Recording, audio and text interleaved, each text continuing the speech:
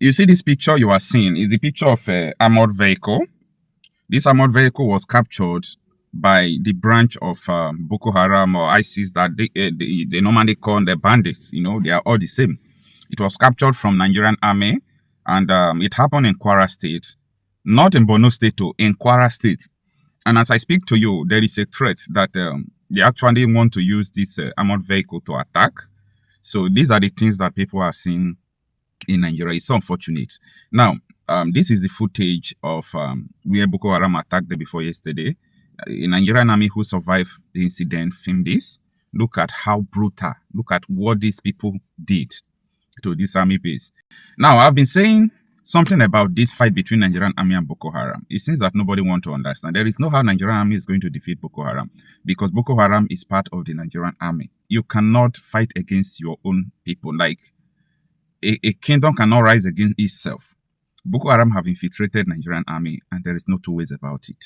Now, I am saying that everybody should carry arms. There must be a gun revolution. There must be a gun revolution. That is a very urgent preventing solution now. While we continue to talk about how to, bring a permanent solution to this. An urgent solution is needed. People need to be armed. People need to be armed. Like, you see the way I'm thinking? I'm thinking like this.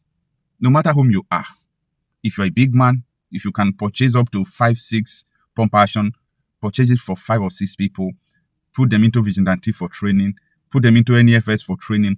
Everybody's supposed to become a vigilante now. The way Nigeria is going, gun is becoming a necessity. I'm saying this because this Boko Haram could be defeated. They have, a vigilante group have been defeating Boko Haram countless times. I've never recorded an occasion where Boko Haram defeat vigilante group in Nigeria. I've never recorded it. Unless where Air Force bombed vigilante that was pursuing Boko Haram. They left Boko Haram and bombed the vigilante group. That was the greatest casualties we have seen. So that is making me to believe that if not because of the Boko Haram members in the Nigerian army, guy, forget what you people are saying. No, ordinary people will defeat Boko Haram. Army will not be able to defeat them. Boko Haram are in the army. That is the reason why. This is very simple. Very simple. Boko Haram members are in the army. They release information and they know what they are doing. And unfortunate thing about this is that the government are supporting them, calling them prodigal son, calling them our brothers. Not our brothers, but you people brothers. We know everything you are doing. We know your strategies. We know what you people intended to turn Nigeria into a terror stronghold. No, that must be resisted. See that lady now. See that lady. This one be the arm store now. They're born everywhere.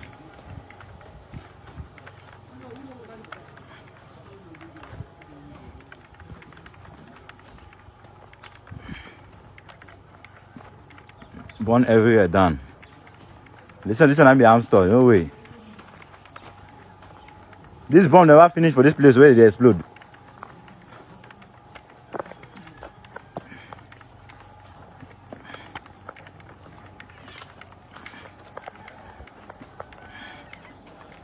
Situations that they pass through every day. Many people don't die today. May I so rest in peace. Now, there is this unverified footage. I was able to verify this footage that is not AI.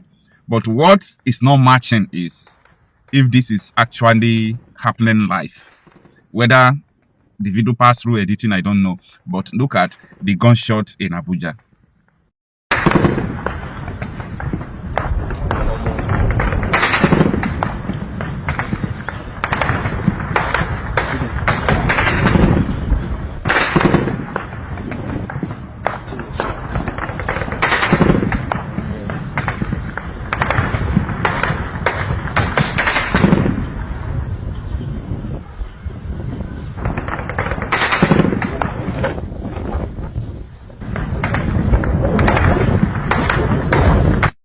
So, like I just said, this video, I have not been able to verify it because I don't know who filmed it. I have not contacted who filmed it.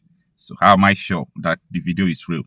Remember that I don't say what I don't know, but I'm just bringing out because of the security concerns in Abuja now. So Who knows whether it's real or not? If you know, comment in the comment section. Tinubu is guilty of genocide. And I'm not talking about tracing his looting the North and all that. That's for another day. For his intentional denial of aid and recognition of displaced under these circumstances, that has been prosecuted successfully in International Criminal Court as genocide. And I believe he needs to be indicted for that, because I have proof. There's living proof all over Nigeria of how he calls these people's criminals and vagrants and bums. He bulldozes their homes, denies aid, denies recognition. All he has to do is recognize them as displaced. That's all he has to do. And the international community has the money and the mandate to take care of them. But he denies it because they're eyewitnesses. And so Tinubu is guilty of genocide today, and all his administration is for covering up the displaced crisis. And I still want to put this to you. There are so many people who are in detention because they speak up, they agitated, they fought back, the militia, they did all sort of things, against this power that be that is killing people, but they end up in detention. Most of them end up being killed. I know that we are not going to give up in speaking up, but what do you think we should do? Do you think that the church is not defending the faith enough, or this is not all about church issue? It's just all about the citizens' responsibility to continue to die? That was in October 2023. We had a protest called End Bad Governance Protest. I was in Abuja. I was threatened to go back to my state. That's if they see me in Abuja, that I'm going to be arrested. Though I was not afraid, because I have a lot of people standing there that if police arrest me, they will go in to do pro bono service, both in the court and everything. So I was not afraid. But for how long shall we continue to be killed? If you protest, they will arrest you. What do you think that we should do about this? Look, freedom isn't free. You have a wicked combination here. You have the most brutal totalitarian overlords in history conspiring against you. You have the Islamic regime. You have the internationalist, cabal, the political, international banking, all that regime. And then you have the communist regime that is holding these people down. And you think it's going to just be handed to you? If God has called Nigeria to be the vanguard in the kingdom come in our generation, you expect somebody else to come and rescue you? That's not. What would happen if Trump were gone tomorrow? What would happen if Harris won? Would you just say, "Oh well, we suck. Come and behead us"? That's those. We will not stand to wait for them to come and kill us. Actually, well, that's what you've been doing. And it's little by little. It's the frog in the pot. They'll come. They just did to your brothers and sisters in Ngoshe just the other day. Why aren't you standing up now? You're going to wait till it's your neighborhood? Then who's going to stand up with you? Come on. Here's the thing, and I'm going to just say this: if there's another Ngoshe, I think every Nigerian of conscience, of every religion or race or tribe or creed, should stand up and take pitchforks and torches and storm the Aso Rock, the villa. I believe that. Now, as I said pitchforks and torches, I meant that symbolically. They should do it with posters. They should do it with words. Okay, I'm not calling you to tear down the villa. I'm not calling you to street justice. That is wrong. That's what they would do. But stand up. And you know what? The most powerful symbol in modern times among them is the Tiananmen Square Tank Man. Okay, where's the Nigerian Tiananmen Square Tank Man? That got the world's attention. It galvanized the world. Trump is watching. The world is watching. Freedom isn't free. If there's another Ngoshe, I think that the good people of Nigeria should surround the villa and pray for them and sing hymns. March around it 6 times blowing trumpets. How about that? Or 7 times blowing trumpets. Okay? But make your presence known. And if they try to retaliate, Trump will intervene. He'll have to. Iran wasn't hit until the people rose up. Just say it. I mean, this is fact. Okay, I'm not calling on anything violent, but I'm calling on people. Protest is fundamental human rights. Stand up and speak, and don't let them get away with it. No more Ngoshes. No more. Enough's enough. And don't wait on the white man to come do it for you. My God. Where are the leaders of Nigeria? Waiting for the election? In a sham system that's never had a fair election in history? You're waiting for that? Fools. Wow. Is United States considering in supporting the change of regime in Nigeria? This is the reason why I'm asking you this question. In the year 2015, Barack Obama participated in removing then incumbent President Goodluck Ebele Jonathan. Oh yeah, no, check it out. I know some inside stuff about Obama and what they did that's psychotic. I have an acquaintance, and this has actually been reported in a very credible source. He told somebody else, but he was top-level military intel liaison, worked under the Obama White House, was in the Global Response Center, the war room, big screen around the world. They had the Chibok girls on the screen where they were being held, and they were ordered to stand down. Now, mind you, this guy worked for the White House. Okay, ordered means who? Ordered to stand down and not give that intel to the Nigerian military, not rescue those girls, let them go. He ended up quitting military service for lifetime career because of that. He couldn't serve the government anymore. And that's when Axelrod was advising, and the Bring Back Our Girls hashtag, as I recollect, that came out of the APC, didn't it? That was an APC slogan. Bring back our girls. Well, they wouldn't have had to bring them back if Obama would have let us rescue them. Okay, that's pure evil. Okay, and that's pure evil. So yes, the U.S. did that under Obama, not the same as the U.S. under Trump. And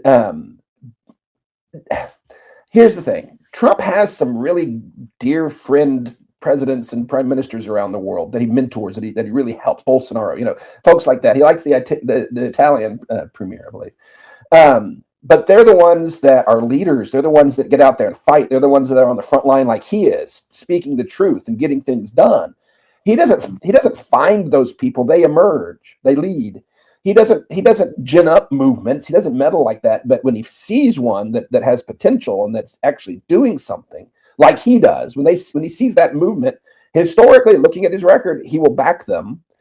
And my theory, I don't speak for anybody but me. This is my theory. I've wondered why they're holding on to the 2,500 pages of the Tinubu DEA documents. It's been ordered released by a federal judge, but they're still holding on to it. I wonder, like I said, if there's no alternative, they got to work with the guy that's there. I wonder if that's how they're working with Tinubu. Just wrap those 2,500 pages around his neck and make him comply. I don't know. But if that's the case, and a leader emerges, I don't see why Trump wouldn't release it and do everything else he could. To get this evil dictatorship to justice. Tinubu is guilty of genocide. And I'm not talking about tracing his looting the North and all that. That's for another day.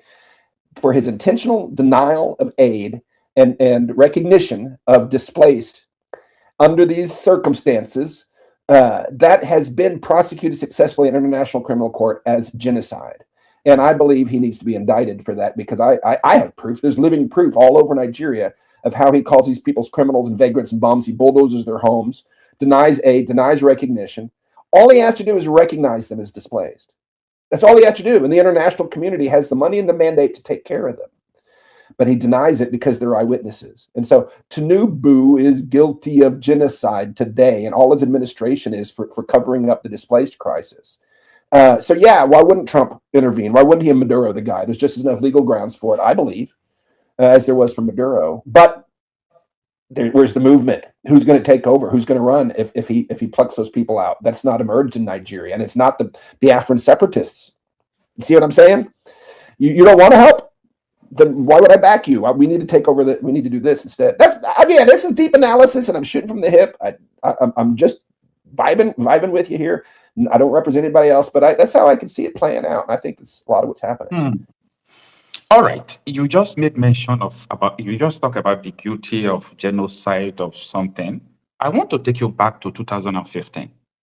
Prior to the election that removed Goodluck Jonathan, the coalition of APC and PDP imported Fulani militia from outside the country. Now, there is difference between allegation and if the people who carried out this thing accepted it. So they accepted that, yes, we imported these Fulani people. We did not import them to scatter Nigeria. We just imported them to rig election This is what they are saying, and it doesn't make sense. So Of course not. it doesn't make sense. And let me give you an example. This man was part of the coalition. Look at what he said. Let me first of all say that the idea of bringing people from outside the country to destabilize wasn't, I mean, I didn't say they brought people to destabilize. What I said was that the idea, they actually brought people into the country with the intention that those people will come and vote for them. I think you understand? And they never realized, they never knew, they were never convinced that they were going to win that election because PDP was very, very strong on ground. So the fear was that they were going to lose the election. So the only thing they could do was to bring in people who could serve as mercenaries to come and win elections for them through the back door. But when the new PDP came on board and joined them and to form the APC and won the election, they didn't know what to do with those people. And in the process, those people became uncontrollable. I mean, many people have spoken. And that is the Fulani militia we have in Nigeria today. It was imported by the coalition of Tinubu and they are not hiding it. They don't hide it. So, my understanding is, and I don't have firsthand documentary evidence, so I wouldn't publish this, but I've heard, you probably heard the same thing, that the reason Issa Pantami was in charge of digital information, the Minister of Digital Information, that they'd set up tents and they'd hand out digital government ID cards to these folks in the north, all the people they imported. That's why they had this terrorist scumbag, Issa Pantami. I've sat next to him. I in the October and the Stooge tour that Omokri set up. I was in a very small room sitting right next to Issa Pantami. The guy that has publicly recorded is saying, of course, we all celebrate whenever unbelievers are being killed. He said that bin Laden is a better Muslim than me. That guy was a federal minister under Buhari, rumor has it, handing out the digital ID cards. And it all makes sense when you understand that.